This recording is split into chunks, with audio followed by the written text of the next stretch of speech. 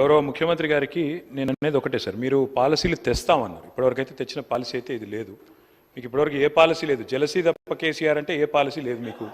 అది మీ ప్రారంభం, మేము చేయగలిగింది ఏం లేదు. అధ్యక్ష వారే అన్నారు. అధ్యక్ష ఇది ముఖ్యమంత్రి గారి స్టేట్మెంట్ పత్రికల్లో వచ్చింది, నేను వారికి పంపిస్తాను, దయచేసి చూసుకోండి. మహేశ్వరం వెళ్ళినప్పుడు ఏం చెప్పారు? New York like city to be developed at Maheshwaram. ఇది నేను చెప్పలేదు, ఇది ముఖ్యమంత్రి గారు చెప్పినట్టుగా పత్రికల్లో వచ్చింది. తప్పైతే ముఖ్యమంత్రి గారిని చెప్పమానండి. ఇది రెండోది చెప్పారు అధ్యక్ష, Thames like make over for Musi. ఇది చెప్పారు, అంటే లండన్ని మూసీ కాడ కడతాము, మహేశ్వరం కాడ న్యూయార్క్ కడతామని వారు చెప్పారు, చూసుకోండి. రెండోది అధ్యక్ష, వారు కొన్ని ప్రశ్నలు అడిగారు. ఆర్టిఫిషియల్ ఇంటెలిజెన్స్ అన్నారు. సరే, ఎవరి ఇంటెలిజెన్స్ ఏంటో ప్రజలు తెలుస్తారు, మాకేం బాధ లేదు. మేము కొంత చదువుకుని వచ్చినాం అధ్యక్ష. మా నాన్నగారు చదివిచ్చారు. నేను 2 మాస్టర్ డిగ్రీలు చేసిన. పూణేలో రాహుల్ గాంధీని అంటున్నారా, ఎవరిని అంటున్నారు? సరే, పూణేలో నేను మాస్టర్స్ చేసిన బయోటెక్నాలజీలో. తర్వాత న్యూయార్క్ MBA చదువుకున్నా. అంతో ఇంత చదువుకున్నా, ఉద్యోగం చేసిన. గుంటూరులో కూడా ఇంటర్మీడియట్ చదువుకున్నా. సరే, నేను అంతటా చదివినా. సరే, నేను చదువుకున్నా, సర్టిఫికేట్లు చూపెట్టే పరిస్థితి నాకుంది. వాళ్ళు ఎక్కడ చదువుకున్నారో తెలియదు, ఏం చదువుకున్నారో తెలియదు. నేను మాత్రం చదువుకున్నా, కష్టపడ్డా, ఉద్యోగం సంపాదించుకున్నా. అదే ఉద్యోగం ఇది ఇండియాకి వచ్చినా. మరి నాకు ఇంటెలిజెన్స్ ఉందా లేదా అంటే నేను పోటీ పరీక్షలు రాసిన, జీవితంలో ఇంటర్వ్యూలో అటెండ్ అయినా. మరి ముఖ్యమంత్రి గారి గతం ఏందో నాకు తెలియదు, రకరకాలుగా చెప్తుంటారు కానీ నాకు గతం తెలియదు. నేను అనేది ఒకటే అధ్యక్ష, ఎవరి ఇంటెలిజెన్స్ ఏందో వారు ఇప్పుడేం మాట్లాడినరో నేనేం మాట్లాడినరో మీరు కూడా విన్నారు. నేను వారిని ఏం అనను సార్, ఎందుకంటే వారు ఎలా అదృష్టం. రేవంత్ రెడ్డి గారు వారు అదృష్టవంతులు, కష్టపడ్డారు. నేను I say this with utmost sincere. Revanth, I say this with utmost sincerity. ఒక నిమిషం ఆపండి బ్రదర్, ఇట్లాగా. అరే, I'm saying something nice about him, listen. సి అయ్యా, మీకు తెలియదు, ఆగండి. అధ్యక్ష, నాకు రేవంత్ రెడ్డి గారు దాదాపుగా 20 ఏళ్ళ నుంచి తెలుసు, ఒక 18 ఏళ్ళ నుంచి తెలుసు. 2006-07 నుంచి, అంతకంటే ముందు నుంచి కూడా తెలుసు. పరిచయం, మిత్రుడు. మేము కలిసి ఇదే హౌస్లో శాసనసభ్యులుగా కూడా ఉన్నాం. చాలాసార్లు బయట కూడా మాట్లాడుకున్నాం, చాలా సందర్భాల్లో కలిసి మాట్లాడుకున్నాం, ఫ్రెండ్లీగానే ఉండేటోళ్ళం. సరే, లాస్ట్ 10 ఇయర్స్లో చెడింది అది వేరే విషయం అనుకోండి. అధ్యక్ష, I wish my friend luck. ఎందుకంటే చిన్న వయసులో మీరు సీఎం అయిన రేవంత్, ఐ కంగ్రాచులేట్ యూ. ఎందుకంటే కష్టపడ్డారు, దక్కా మొక్కిలు తిని మొత్తానికి. తప్పే ఉంది బ్రదర్, ఆయనకు లేని అభ్యంతరం మీకెందుకు? సరే, రేవంత్ రెడ్డి గారు అరే కుసో స్వామి, ఎందుకు దీనికి? I use to call him Revanth only. What is your problem? సరే, ఓకే. రేవంత్ రెడ్డి గారు, మీ వాళ్ళకి బాధ అవుతున్నట్టు. కుసో అధ్యక్ష, సభానాయకుడిని ఆయనకు లేని బాధ మీకెందుకు స్వామి? అధ్యక్ష, రేవంత్ రెడ్డి గారికి నేనేమన్నా భయ్? అరే, నేనేమన్నా అసలు? Okay, I withdraw my word. కూర్చోండి. I withdraw my word. కూర్చో. I withdraw my word sir. ఏకవచనంతో వారిని సంబోధించినందుకు బాధ కలిగితే I withdraw my word. KTR గారు సభానాయకుడిని ఏకవచనంతో వాడొద్దనేది సాంప్రదాయం మీకు కూడా తెలుసు. ఎందుకంటే మీరు సీనియర్ శాసనసభ్యులు, మీరు అది విడ్డా చేసుకున్నారు, సంతోషం. ప్లీజ్ కూర్చోండి సార్. స్పీకర్ సార్, వారిలాగా నేనేం ఇట్లా అనలేదు అట్లాంటి పనులు ఏం చేయలేదు. నేనేమంటున్నా అంటే అగౌరవంగా నేను మాట్లాడలేదు. I have the composure and dignity to address the honorable chief minister as chief minister. He was a friend.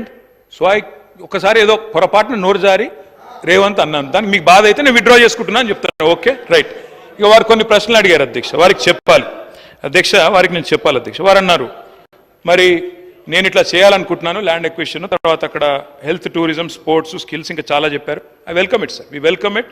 South Telangana, south of Hyderabad should be developed. My friend has been fighting for it, Akbar Owaisi साहब. पहाड़ी शरीफ के पास, मामडीपल्ली के पास भी अपना एक इरादा था, एक मंशा था कि वहाँ पे भी IT पार्क बनाए.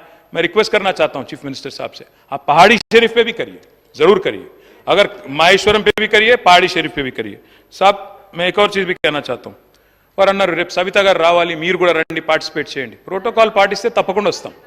ప్రోటోకాల్ పాటించండి, వారిని పిలవండి. మేము మీ దగ్గర కూడా వచ్చినాం సార్.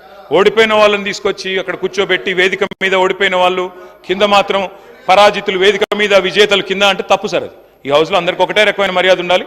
సవితక్కని పిలవండి, ప్రోటోకాల్ పాటించండి, స్థానిక శాసనసభ్యురాలకు గౌరవం ఇవ్వండి, తప్పకుండా వస్తాం. ఎందుకు రాం సార్? నిర్మాణాత్మక కార్యక్రమాల్లో 100% వస్తాం. అధ్యక్ష, వారు అన్నారు ఆజామాబాద్ ఇండస్ట్రియల్ ఏరియా గురించి అన్నారు. ఆజామాబాద్ ఇండస్ట్రియల్ ఏరియా గురించి I request the honourable chief minister to please know the facts. Azamabad industrial area allot చేసింది దాదాపు 40-50 ఏళ్ల కిందట, సబ్జెక్టు కరెక్షన్, దశాబ్దాల కిందట. దాని పర్పస్ నెరవేరిన తర్వాత తప్పకుండా దాన్ని కన్వర్ట్ చేసుకునే అధికారం ప్రభుత్వానికి ఉంటుంది. ఆ పర్పస్ ఏదైతే ఇండస్ట్రీ పెట్టారు, నడిపారు, కొంత కాల పరిమితి కూడా ఇచ్చి ఉంటారు కండిషనల్ అలాట్మెంట్లో, అది నెరవేరిన తర్వాత మార్చుకోవచ్చు.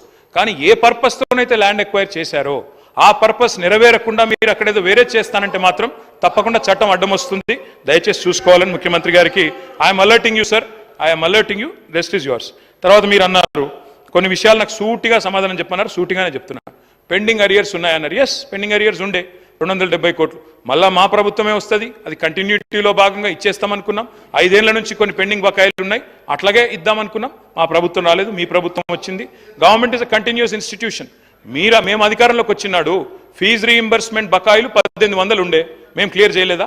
It's a continuous institution. ఇవాళ మీరున్నారు, రేపు ఇంకోరు వస్తారు, ఎల్లుండి ఇంకోరు వస్తారు. It's a continuous institution, please remember that. మీరు ఇంకో మాట అన్నారు, ఫస్ట్ ఇయర్ బతుకమ్మ చీరలు పెట్టినప్పుడు సూరత్ ఏదో స్కామ్ ఆడికెళ్ళి కొనుక్కొచ్చిందన్నారు.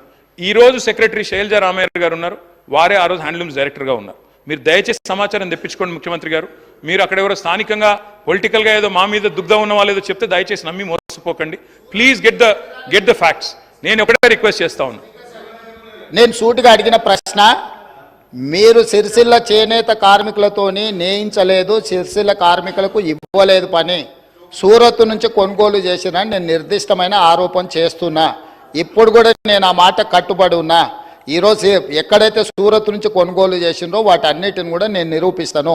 వారు సూరత్ నుంచి కొన్నరా లేదా సమాధానం చెప్పకుండా ఒక అధికారి పేరుని ఇక్కడ వారు, ఎందుకంటే అధికారుల పేర్లు ప్రస్తావిస్తే అధికారులు సభలోకి వచ్చి మాట్లాడలేరు అధ్యక్ష. అధికారుల పేర్లు తీసుకోవాలన్నా తీసుకోకూడదా, తీసుకోవాలంటే స్పీకర్ అనుమతి ముందస్తుగా తీసుకోవాలన్నా లేదా, ఈ అంశాలన్నీ గొప్ప గొప్ప చదువులు చదువుకున్న ఆయనకు మరి తెలుసో తెలియదో నాకు తెలియదు. నేనైతే కొండారెడ్డిపల్లిలో చదువుకున్నా, తాండ్రలో చదువుకున్నా, వనపర్తిలో చదువుకున్నా, హైదరాబాద్లో చదువుకున్నా, అన్ని గవర్నమెంట్ స్కూళ్ళలో చదువుకున్నా అధ్యక్ష. నేను జడ్పీహెచ్ఎస్లో చదువుకున్నా. నేను గుంటూరు పోలేదు, నేనేమో జ్ఞానం కోసం పక్క రాష్ట్రాలకు పోయి చదువుకోలే. 16 జీవో అప్లై చేసినా, ముల్కీ రూల్స్ అప్లై చేసినా, ఏ రూల్ అప్లై చేసినా తెలంగాణ ప్రతి ఉద్యోగానికి నాకు అర్హత ఉంది అధ్యక్ష. గుంటూరులో చదువుకున్న వాళ్ళకి అర్హత ఉందో లేదో తమరే చెప్పండి అధ్యక్ష. ఐ రిక్వెస్ట్ యూ సార్, ఎన్నికలకు 6 నెలల ముందు రాజకీయాలు చేద్దాం. మీరు అన్నారు ముఖ్యమంత్రి గారు, వి వెల్కమ్ ఇట్. మిగతా 4.5 ఏళ్ళు నిర్మాణాత్మక ప్రతిపక్షంగా మా పని మేము చేస్తాం. ప్రజలు మీకు అధికారం ఇచ్చారు, చిన్న వయసులో మంచి చేయండి. ప్రజాస్వామ్యంలో ప్రజలకు సేవ చేసే అదృష్టం మీకు కలిగింది. తప్పకుండా we will support you sir. కానీ దయచేసి మేము మా పార్టీ తరఫున ముగించే ముందు చేసే విజ్ఞతల్లా ఒకటి, మా మీద కోపం ఉంటే మమ్మల్ని తిట్టండి, కానీ తెలంగాణ కోసం దయచేసి కలిసిమెలిసి కలబడి నిలబడి పోరాడిన పార్టీని అవమానించకండి.